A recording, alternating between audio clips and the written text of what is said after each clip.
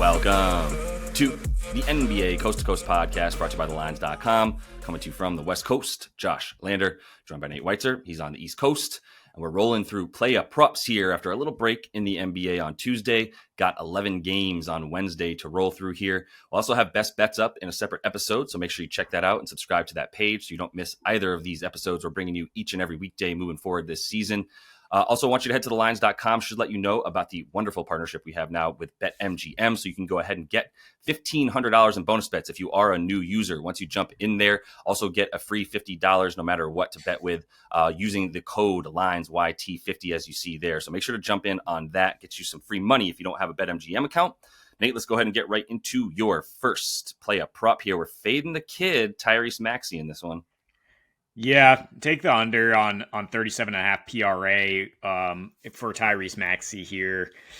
Look, I was on the over against the Suns, and he took over in Paul George's first game back. I thought it was a bit inefficient that they went down 3 points for Maxey just because PG was out there for one game. And now it's back up a point, 27.5 points. Look, just take the under on the points if it's a good price, because this Clippers defense is a different story, first of all, but it's also the second game back for PG. It is a huge spot for him in LAC. We can expect higher usage, better individual matchup for him than it is for Maxey, just given the fact that the Clippers are just so well coached on defense. They play slow. They know how to limit the leading guard.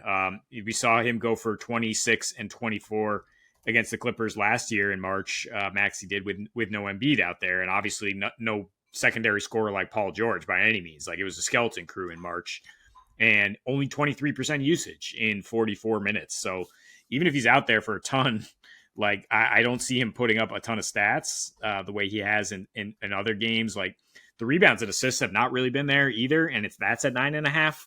So if you are scared of the random spike game, which he can certainly get it going against any defense and drop 30, just take under 9.5 rebounds assists. He's only done that once this year, and his potential assists dropped with PG back in there. Far fewer touches, far fewer passes made. I know Yabusele was out there against the Suns, and that definitely helped with the spacing and with the scoring. But we might see more Andre Drummond here, given your boy Zushak is out there for the Clippers. Like, it's a little harder for Yabusele to deal with him when you have a true traditional center. So that all leads to just like an under in this game, right? I mean, 218, it's even been bet down a little bit. Yeah. It's going to be slow paced. It's going to be choppy, defensive oriented. So I don't think Maxey's going to be able to go off once again. And Paul George is just going to have the ball in his hands more as time goes on and he gets healthier.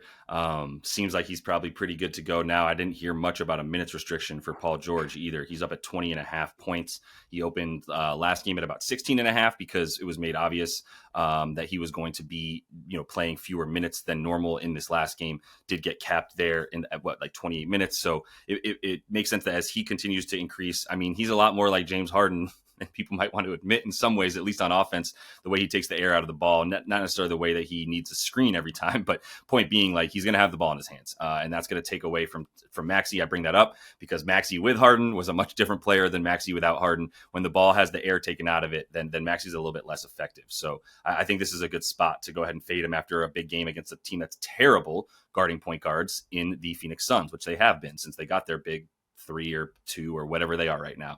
Let me go ahead and get over to that Knicks and Hawks game.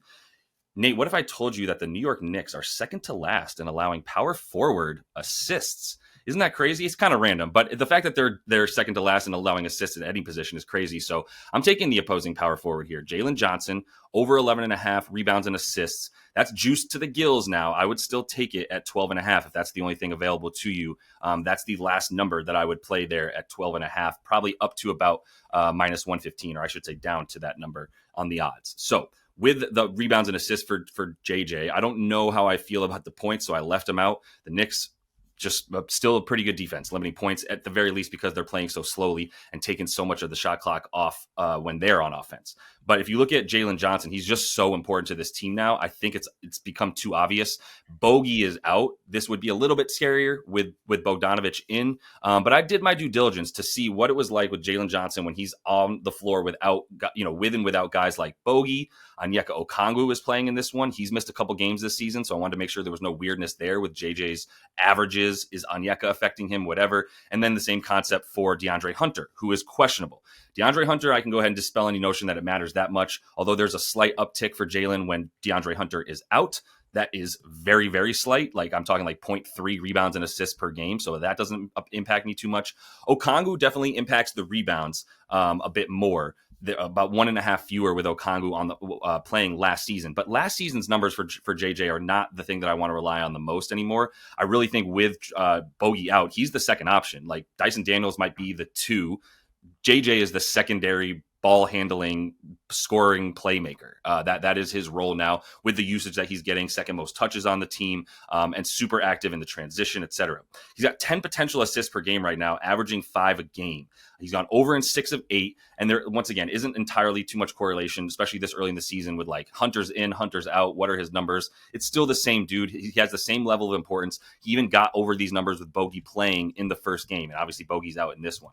Also 17 rebound chances per game, 16.8 to be exact, averaging 10 boards, over in 6 of 8. So when this opened at 7.5 rebounds and 3.5 assists, they were both just so low that I was like, well, let's take them both and get 11.5 here and have him need only 12. I think most of the places that you're going to find now have 8.5 boards. So that does lead you to 12.5. But once again, the numbers don't change enough for him. And I just see the usage change for him this season, not just in its elevating in its usage, but also in where he's being used, how he's being used. He's now someone they rely on to have the ball in his hands. He is the outlet pass from Trae Young once he's getting doubled, and Trae Young has been doubled a lot this season. And that's the dude that then has the option to do what he wants with it once he gets it. So I really like him. He's very important to the rebounding. He's going to be matched up with OG. OG is not a very good rebounder. As good of a defender as he is, he's a very undersized power forward and will have a lot of trouble defending Jalen, at least on the boards. So I love him to possibly even get 12 rebounds in this game and just get us right over. Yeah, and he's plus 160 for a double-double, which, Yep. he averages 10 boards on the season. So I think that's pretty good value there. Great and just point. looking at that market too, like Josh Hart plus 125 as well.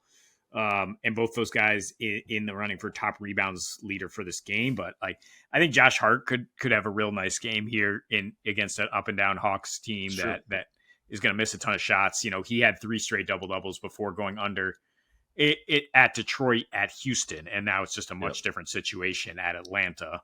I love that. The way they get it. I love Josh Hart to get PRA anytime that there's a team like the Pacers or if you want to get out in transition, Josh Hart is your man for sure. I love that look. All cardio team.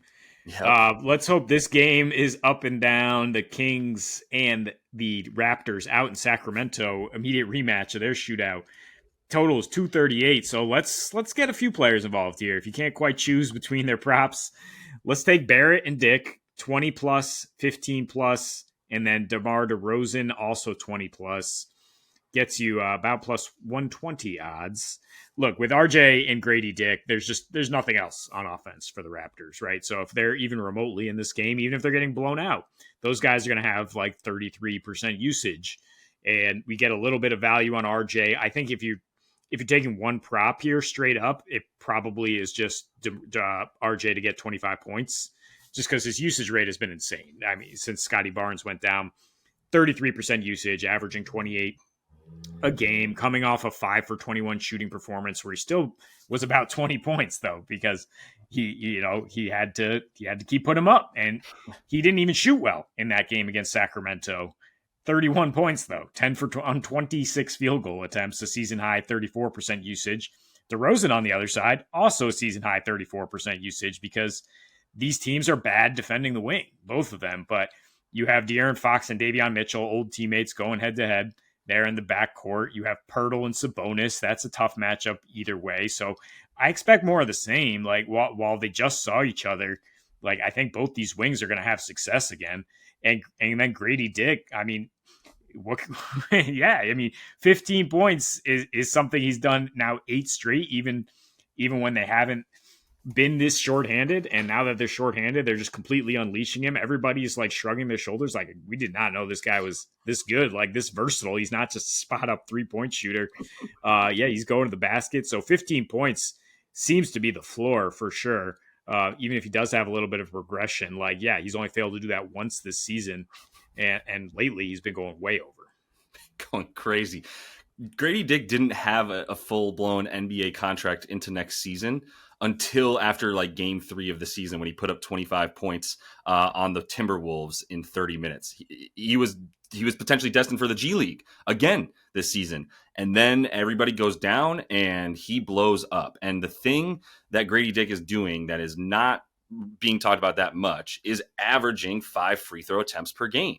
I mean, that's incredible. That's absolutely incredible that he's averaging 5 free throw attempts a game. I mean, I don't know what to say. I guess we would just all judge the book by its cover because he wore red sequins to the NBA draft night, and we were like, "Whoa, bro, what are you doing?" And yeah, we're all wrong. I think it doesn't matter who he's playing.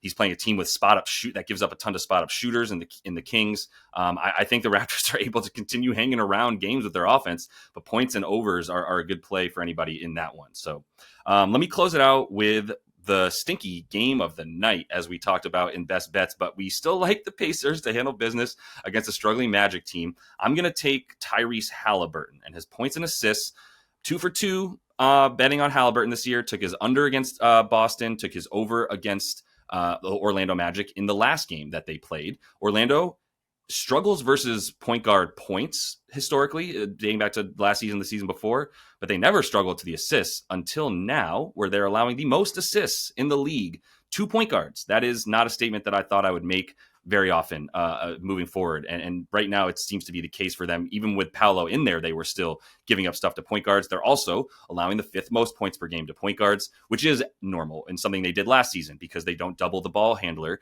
when they're up top and that they get scored on by point guards. It's just that simple. But Hallie is back on his BS, man, and it's completely in line with the pace of play for this Pacers team. We talked about it in best bets as well. The Pacers in their last 4 games up to 101.5 pace.